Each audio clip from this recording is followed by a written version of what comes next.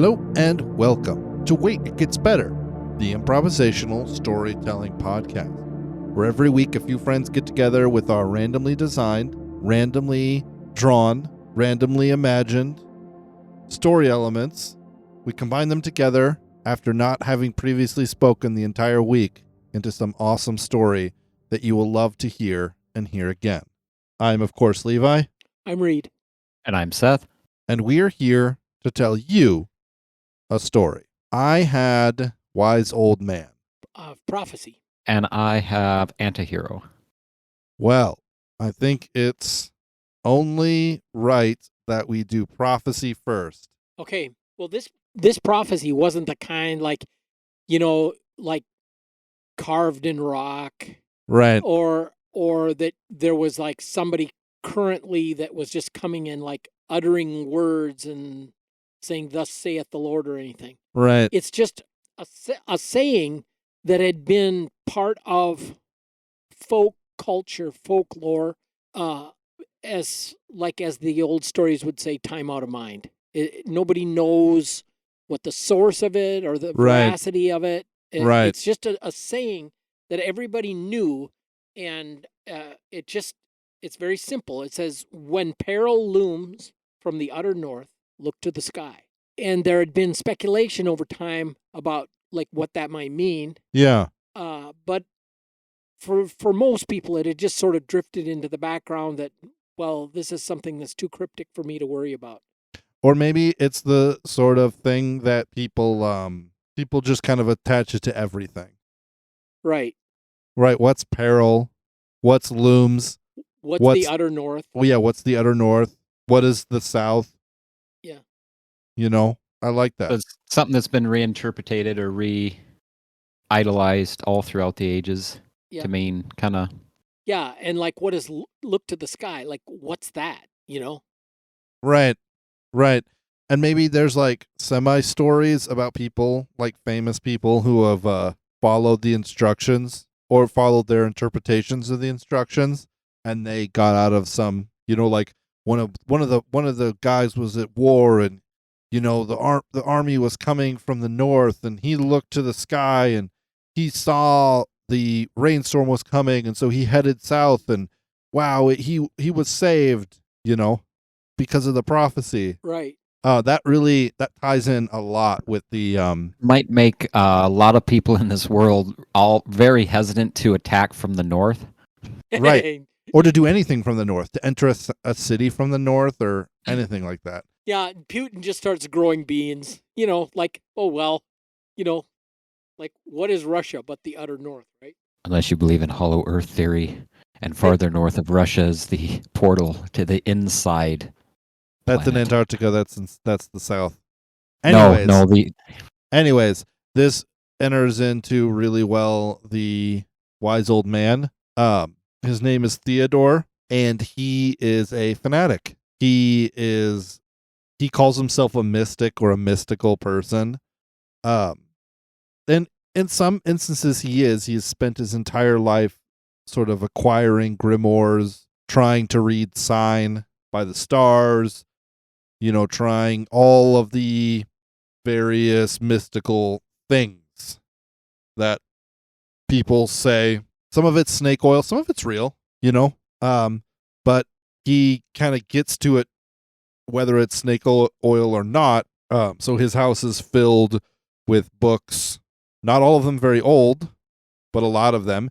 He gets a lot of mail because he has signed up for a lot of chain letters and late night television, one time only, chakra resetting crystals kind of stuff. But through it all, he has sort of accumulated a certain level of power because a clock's right twice a day. I mean, a stop clock is right twice a day, if you carpet bomb an entire area, you're going to hit the enemy at least once. Because if you try enough things, something will stick eventually. So he's old, probably in his 80s, and he still gets around, mostly because when he was in his 50s, he read a thing about how this certain type of food really upsets your inner chakra, and he was really into chakras at that point, and so he stopped and he kind of stumbled across various whether it be magazines or websites or library things. He stumbled across like a really good diet, right? And so he's old, but he's still kind of spry, but he's a fanatic. Everything he does is wrote some sort of dogma from some sort of either religion or mysticism. He always sort of dreamed his idols were Merlin and then Merlin again. I don't know any famous wizards besides Merlin, but so he's wise. He has some wisdom, but he also is really he's crazy, because he believes it all. And he's constantly going through his house and, writing down the date and then writing down the number sequence and using this tabulature with that decoder codex to figure out what the answer is. He has a guy that he pays to read his chakras, but this guy stopped believing in that whole thing like 30 years ago, but hey, Theodore still pays him $600 a month to do this, so he does it. Oh, he quote unquote does it. So if our heroes meet him, or however he interacts, he has a lot of knowledge, but a lot of it's just also surrounded by kind of useless dribble as well. So that is the wise old man. So to glean wisdom from his mutterings, you'd have to kind of weed through like you say, the dribble. Yeah, you'd have to weed through it and then also find some. It's like one of those things where he tells you 10 steps to how to do something, and then it's like just 3 of the steps are correct. Yeah. But you won't know until you're at step 5 which ones were actually useful or not. So it's like gather hyssop. Yeah, yeah. Gather lavender. Yeah. Gather limestone. And it's like, well, you really did. Newt. Yeah, you really didn't need lavender, but that the blogger who wrote that had a sale on their like lavender essential oil, and so they were trying to drive up essential oil, and he's not really cognizant of all of this. He's vaguely cognizant that he's been scammed several times, but there's some part of him that kind of he sees enough result that he doesn't really it doesn't break his immersion enough to doubt it or to stop doing it. If there wasn't a real reason for the snake oil to work, if it would work, then it wouldn't sell, would it? Exactly. It had to do something, Okay, just because it doesn't cure baldness, it has cocaine in it, so it makes you feel high, so it might as well just be good. It makes you feel good about being bald. Exactly. Do you have something for the anti-hero, Seth? Yeah, and I think it plays well in with what you had. So the anti-hero his name is Aaron.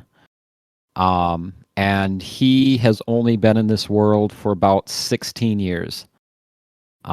16 years ago, it was the eve of the final battle that would save his world, and he was the kind of the hailed messiah, hero, like his whole life, not his whole life, but like from adulthood on, for like 10 years, he was drug along by like a kind of this mage of his world, taught him magic, taught him all kinds of stuff, how to summon, creatures or beasts and fire and ice and, do all kinds of tricks. And right.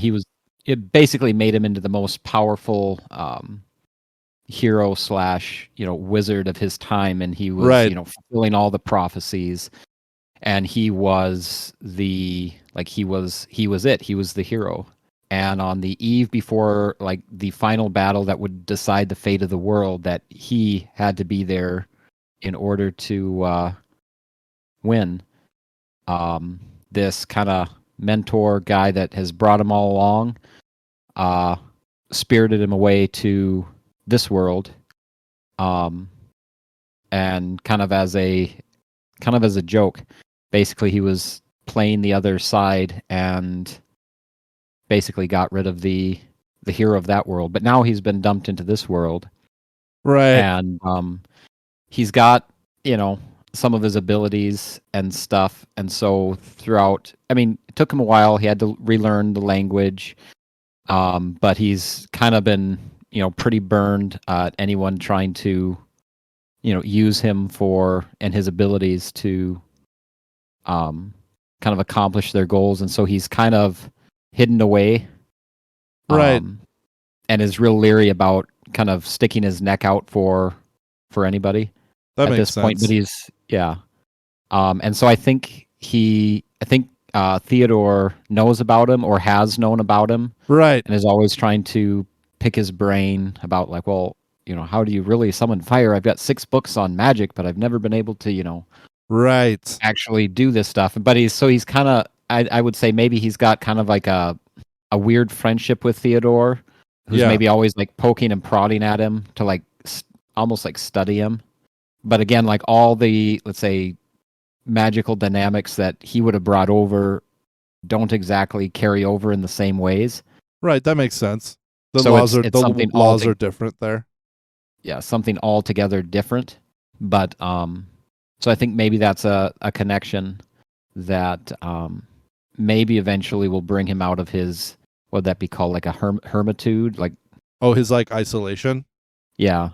Yeah. I have this kind of thought that depending on how relevant Aaron, you said was his name? Yeah. Depending on how relevant Aaron is to the beginning of the story, the heroes might encounter Theodore. He might talk to them a little bit, and then he might just kind of, in an absent-minded way, be like, oh, I have to ask Aaron that next time I see him. And they're like, who is Aaron? Is this a person? And they kind of tease it out of him that Aaron knows this guy who like is real, has like the real power, and maybe they are either looking for Aaron or Aaron has done something that they're trying to like figure out what's going on. We don't really have a hero or anything like that besides Aaron as an anti-hero, but I like how that's going because they definitely are connected. Maybe they're like pen pals or something. So Theodore's never actually met Aaron, but he kind of asks him for advice and stuff like that. It could be something even as simple as like when Aaron first came to the world, he was dumped in Theodore's lap, or he was like walking the cities of a street and, Theodore had his magician's cloak on, which is literally just a trench coat with like runes and stuff sewed into it. And Aaron was like, oh, look at that. It's this world's high mage, and sort of goes to him and talks to him and quickly learns that no, Theodore is not this world's high mage. He's an interesting and intriguing guy, but yeah, not the grand archmage of the world, which is what those symbols signify, in Aaron's world, but not over here or whatever. Yeah, and so I'm thinking maybe at first Theodore tried to make like a superhero out of him. Right. But maybe that was kind of met with resistance. Yeah. And Reed, how long has this prophecy been going around for? Nobody knows. No, okay, it's just time out of mind. Yep. It's just like, I kind of imagine it like the saying, well, there'll be water if God wills it. Yeah, and it's a kind of a thing that'll show up in old stories. Right. It'll show up, people will mention it. Right. In famous speeches that have been recorded in history. It's a thing that's just always been around. Okay. I've been reading the Dune series for a couple months now, and one of the big things that they write about in the Dune series, which I really like the idea, it terrifies me the idea of, but I also really like the idea of, or I really kind of understand the idea of, is it's the idea of a genetic memory. Right. Like an instance. so powerful in our past that it's like, why are we afraid of the dark? Yeah. We're afraid of the dark, one, because we don't know what it is, but also because there was a time where humanity couldn't produce light, right? We couldn't just turn on all the lights in our house. There was predators out there. It's like, why am I afraid of snakes? Like, there's no poisonous snakes here in Minnesota. Right. Why should I be gross and they smell bad? why should I be afraid of snakes? It's like, well, because my brain remembers, my genetics remember poisonous snakes. Right. That's why I get freaked out when you see the eye glinting of like a coyote. Yeah. Right? That's why I get freaked out, even if it's just a cat, because my part of my brain remembers something. So what if that is the sort of thing that this prophecy is? Yeah. Right? It's like, it could even, what's really interesting is that it could even be a completely different set of words, but it's just the cadence of saying the prophecy like you say it. Right. That sort of draws up this thing. So what does it say again? I'm going to off the dome improv another prophecy that the actual prophecy is. Okay. When peril looms from the utter north, look to the sky. When peril looms, see fire bloom. See fires bloom. Okay, so when peril looms, see fires bloom. What's the next part?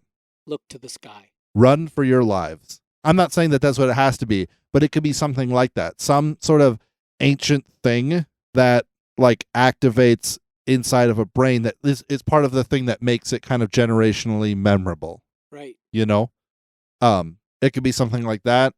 The problem is with how language changes, it's kind of difficult to say that that's exactly what it is. But I don't know. That's kind of a thought I had. Sounds cool. Yeah. Any other sort of world building ideas you guys had for how this world is organized? I guess we could call this alternative history, or we could just call it like fantasy world. You know what I mean? We could call it sort of alternative Earth history. You know, I would call it fantasy world, but I really like the idea of Theodore like paying attention to like old blogs on the internet and stuff. Right. You know, that's kind of how he operates, is by printing out old blog posts. Yeah, and Aaron realized he just doesn't fit in this world. There isn't really a place for like a, wizard warrior, and Right. and the whole magic system hierarchy framework of this world is so kind of mundane and pedestrian compared to what he's accustomed to. Right. I was just thinking, what kind of power would give something like a prophecy power? What kind of magic would give a prophecy power? It could be the whole concept of like a faith-based thing, where like the more people who believe in it, the more likely that something like not the more likely, but it like, if enough people believe in it, then it like becomes reality, which is one of the reasons why not all of Aaron's powers work in this world. Yes. Is because not enough people know about them or think about them or believe in them. Yeah. Right? Which is why Theodore has some power, but all of his powers are derived from what other people know about. He hasn't ever discovered something new himself. Yeah. Because not because you can't, but because you have to sort of convince a lot of people to sort of collectively believe in it, and therefore that's where it starts to sort of gain traction. That's where like a prophecy would stick around for a long time, because with enough people who know it and enough people who recite it and enough people who live by it, even subconsciously, the more sort of sway it gets. Yeah. It's like a self-fulfilling prophecy. If the prophecy says attacking from the north, how does it go? When peril looms from the utter north, look to the sky and head south. Or well, if you add in like when peril looms from the utter north, when fires bloom, look to the sky, run for your lives. Isn't that how? Yeah. Yeah. Well, I'm not saying that that's what it has to be. I was just playing around with ideas, Yeah. you know? Yeah. So people don't attack from the north now, or people do attack from the north because people are predisposed to be afraid if you attack from the north, Right. you know? It's like it's this power that's built on belief. What do you think? What do you think, Seth? Yeah. And maybe that is the same kind of power that was in Aaron's world. Just not enough people know about it. Where like in Aaron's world, it's been a pre-established thing for thousands of years. So there's tons of belief. So the power systems are all sort of pre-established and don't need to change it all, or don't change it all, because it's kind of like dogma. It's like already all built in. Yeah, I have this idea like Aaron. I thought about Merlin waking up in that hideous strength, and it's like Right. like he tries to listen, but the trees have gone quiet. The dryads have fallen asleep. You know what I mean? That kind of thing where there may exactly. be maybe the world has gotten old and moved on, and Aaron comes from a younger world that where things are still kind of more alive, Right. Right. Or the opposite. They've already been through some sort of terrible thing. Yeah. So I think that we should pause it there and say we're going to come back and we'll figure out a villain. We'll figure out more of a setting and try to bring some sort of goal into this. I think this is a really good setting for a really great story. But we need some other key aspects. I don't want to just keep spitballing here. Okay. Yeah, sounds good. Okay. Thank you, ladies and gentlemen, for joining us for this, the first of many episodes about Theodore, the zany and slightly confused wizard, and Aaron, the very smart but really kind of sad and homesick wizard. And reluctant. And The reluctant wizard. reluctant hero. The anti-hero. Thank you for joining us for this episode of Wait It Gets Better. If you liked this episode, you thought you like where we're going, you like how it works together and how we work together, just give us one of those, hey, I like your episode on waititgetsbettercast@gmail.com. One of those emails. Or add us on Twitter at @getsbettercast. If you didn't like this episode, if you thought maybe I should have come up with a better wise old man, one that wasn't so kooky, I would say just wait. It gets better.